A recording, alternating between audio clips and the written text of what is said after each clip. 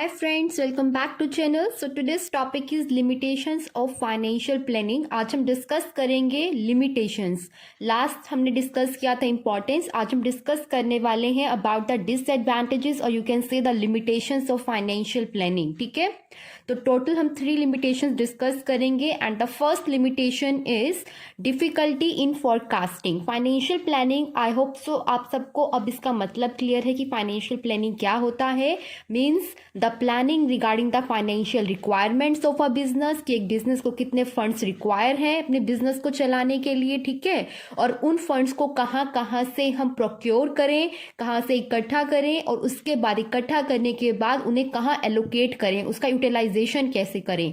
तो इन सब के रिगार्डिंग जब हम प्लान करते हैं उसी को बोलते हैं फाइनेंशियल प्लानिंग. ठीक है, तो इस फाइनेंशियल प्लानिंग में क्या क्या लैकिंग है, मतलब क्या क्या लिमिटेशंस हैं. ठीक है, तो वो आज हमारा टॉपिक है. तो सबसे पहली लिमिटेशन यहाँ पर लिखी है डिफिकल्टी इन फोरकास्टिंग.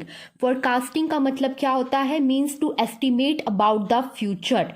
ठीक है, अब आप ये बताइए, जब हम फाइनेंशियल प्लानिंग करेंगे, जब हम ये एस्टिमेट करेंगे कि बिजनेस को फ्यूचर में इतने फंड्स की रिक्वायरमेंट हो सकती है और उसके बाद हम ये देख रहे हैं कि उन फंड्स को हमारे लिए बेस्ट सोर्स ये रहेगा या फिर हम उसे यहाँ पर बेस्ट वे में यूज कर सकते हैं.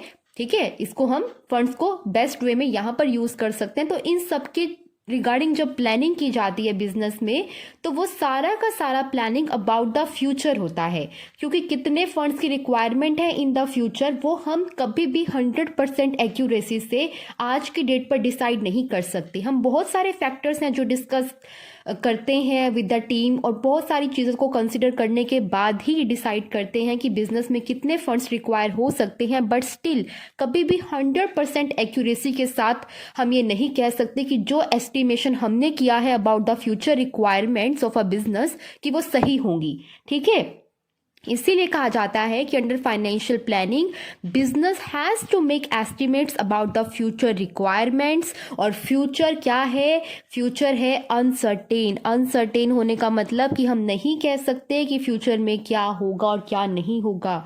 ठीक है, जो हमने एस्टिमेशंस किया है वो हमने कुछ सिनेरियोज को कंसिडर कर कर किया है कि फ्यूचर में ये हो सकता है, ये हो सकता है, ये कंडीशन हो सकती है.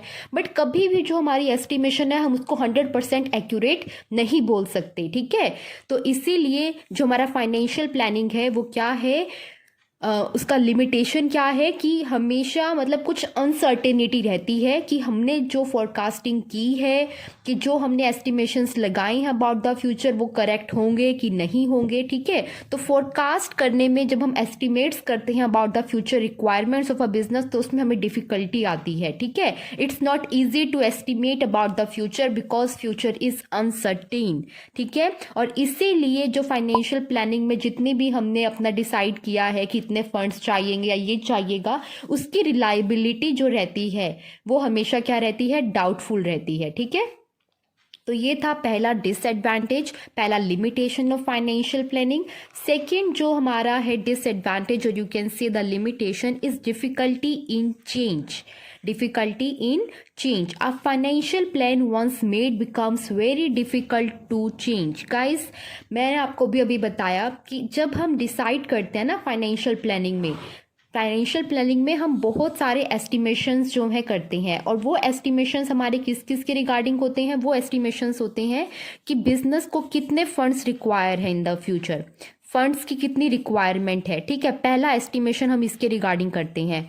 दूसरा एस्टिमेशन हमारा जो रहता है वो रहता है कि जो फंड्स हम प्रोक्योर करेंगे वो कौन से सोर्स से करेंगे. Regarding the source of fund हम एस्टिमेशंस लगाते हैं कि हमारा बेस्ट जो सोर्स रहेगा, कि वो डेट रहेगा कि इक्विटी रहेगा, या क्या प्रोपोर्शन जो है हमें डेट और इक्विटी के बीच डिस्ट्रीब्यूट करना चाहिए. और तीसरा एस्टिमेशन रहता है कि हमारे पास बेस्ट यूज क्या कर सकते हैं उन प्रोक्योर्ड फंड्स का, बेस्ट यूज ऑफ फंड्स. और अगर आपने एक बार एस्टिमेशन लगा लिया कि हमारे लिए बेस्ट यूज रहेगा ए प्रोजेक्ट, हमारे पास 2 प्रोजेक्ट थे और बेस्ट रहेगा प्रोजेक्ट नंबर ए। तो अगर आपने एक बार अपने इन फंड्स को ए प्रोजेक्ट में डाल दिया तो बिजनेस के लिए बहुत डिफिकल्ट हो जाता है अपने इस प्लान को चेंज करना। क्यों? क्योंकि बहुत सारा investment in the terms of people, in the terms of time, in the terms of money आप इस प्रोजेक्ट में ऑलरेडी यूटिलाइज कर चुके होते हो, ऑलरेडी एलोकेट कर चुके होते हो। और अगर आप ये फिर कहते हो कि फ्यूचर के अकॉर्डिंग हमें अगर एक्चुअल प्रेजेंट सिचुएशन कंसिडर करें कि अब तो हमारे लिए प्रोजेक्ट ए सही नहीं लग रहा, हम इसे चेंज कर लेते हैं, तो चेंज करना इज़ वेरी डिफ़िकल्ट, क्योंकि आप पहले ही अपना बहुत सारा पैसा, अपना बहुत सारा टाइम, अपने बहुत सारे रिसोर्सेज इस प्रोजेक्ट में ऑलरेडी इन्वेस्ट कर चुके होते हो। ठीक है, तो एक बार फाइनेंशियल प्लानिंग के अंडर जब हम प्लान्स बना लेते हैं उनको चेंज करना बहुत डिफ़िकल्ट होता है। And this is the limitation of financial planning. ठीक है, नेक्स्ट हमारे पास जो डिसएडवांटेज है वो है लैक ऑफ कोऑर्डिनेशन। कोऑर्डिनेशन हमारा कैसे लैक करता है फाइनेंशियल प्लानिंग में, मैं वो आपको बताती हूँ। गाइज, जो फंड्स होते हैं ना, जो फंड्स होते हैं, जो मनी है, वो बिजनेस में एज अ ब्लड काम करती है। उसके बिना बिजनेस की कोई भी एक्टिविटी को परफॉर्म करना is really very difficult. Each and every business activity require funds. ठीक है, चाहे फिर वो आपका मार्केटिंग का डिपार्टमेंट हो।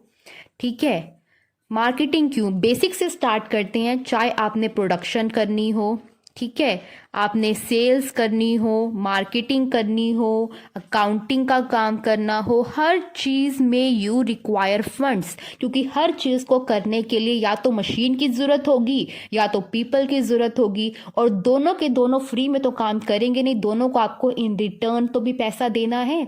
और बहुत सारी चीज़ें होती हैं जिनको परफॉर्म करने के लिए वी रिक्वायर फंड्स। ठीक है, और फंड्स जो हैं हर डिपार्टमेंट की रिक्वायरमेंट है, इन शॉर्ट मैं ये कहना चाहती हूँ।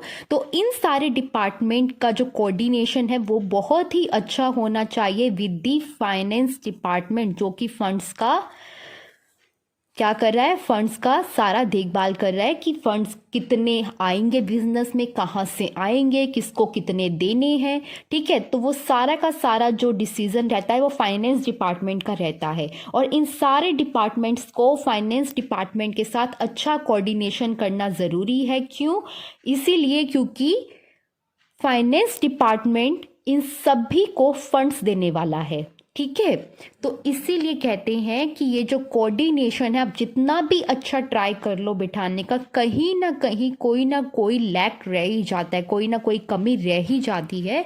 इसीलिए ये कोऑर्डिनेशन के कारण हमारा जो फाइनेंशियल प्लानिंग है वो बेस्ट वे में नहीं हो पाता। ठीक है, और ये फाइनेंशियल प्लानिंग की लिमिटेशन रहती है, because a lot of departments of a business, in fact each and every department of business is involve in this process.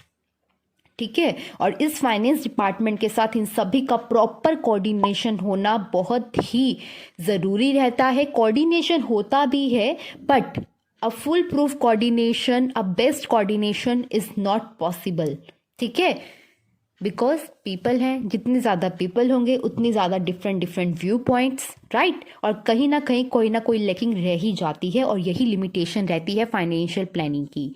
ठीक है, यहाँ पर लिखा भी है that each and every department require funds and therefore all the departments have to maintain proper coordination with the finance department to run the business smoothly. और ये जो कोऑर्डिनेशन है फाइनेंस डिपार्टमेंट की with other departments is not very easy to maintain. ठीक है, और इसीलिए ये क्या है, lack of coordination is a disadvantage of financial planning, और you can say the limitation of financial planning. So these are the 3 advantages that we have discussed. I hope तो आपको समझ में आई होंगी। In case any doubt about any point और about any term, you can ask me in the comment section. Please like the video, first time आयो channel पर, and you guys are liking my content, so please subscribe to the channel, and thank you so much for watching the videos. Bye bye.